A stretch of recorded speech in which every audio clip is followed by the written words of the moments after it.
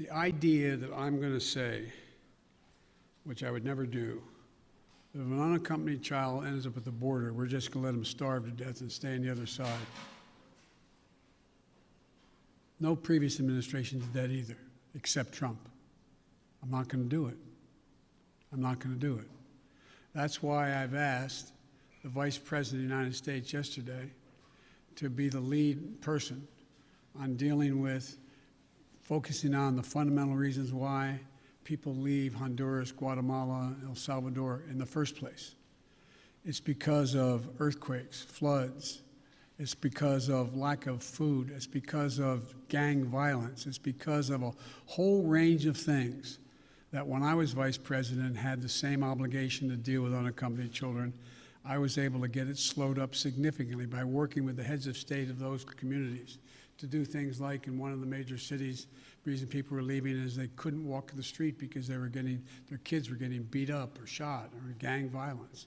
Well, what I was able to do is not give money to the head of state because so many are corrupt, but I was able to say, okay, you need lighting in the streets to change things? I'll put the lighting in. We got a contractor. We got the type of lighting. We paid directly to the contractor, did not go through the government. And violent crime significantly was reduced in that city. Fewer people sought to leave. When this hurricane occurred, the two hurricanes, instead of us going down and helping in a major way so that people would not have a reason to want to leave in the first place because they didn't have housing or water or sustenance, we did nothing. We're going to do a lot in our administration. We're going to be spending that $700+ million a year to change the life and circumstances of why people leave in the first place. That mother did not sit around on the kitchen table and say, you know, I got a great idea. What I'm going to make sure my son gets taken care of is I'm going to put him, how old was he or she? He's 9. I also met a 10-year-old.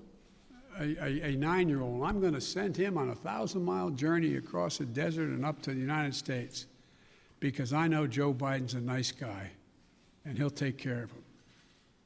What a desperate act to have to take. The circumstances must be horrible. So we can do something about that. That's what the vice president's going to be doing. What I did when President Obama asked me to come and deal. I was in Turkey at the time. He said, you got to come home and take care of this. So we put together a plan, and it had an impact. And so the question here is how we go ahead and do this, what we do.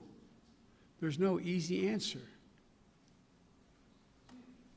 Quick follow, if I may. Do you want to see these unaccompanied minors staying in this country, or should they be deported eventually? Well, the judgment has to be made whether or not, in this young man's case, he has a mom at home. There's an overwhelming reason why he'd be put in a plane and flown back to his mom.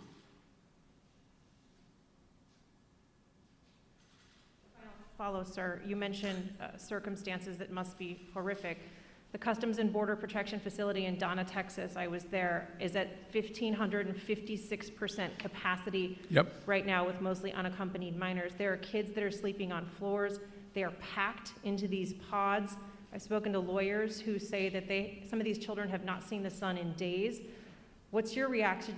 What is your reaction to these images that have come out from that particular facility? Is what's happening inside acceptable to you? And when is this going to be fixed?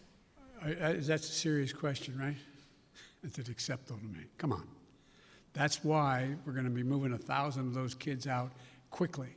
That's why I got Fort Bliss opened up. That's why I've been working from the moment this started to happen to try to find additional access for children to be able to safely, not just children, but particularly children, to be able to safely be housed while we follow through on the rest of what's happening.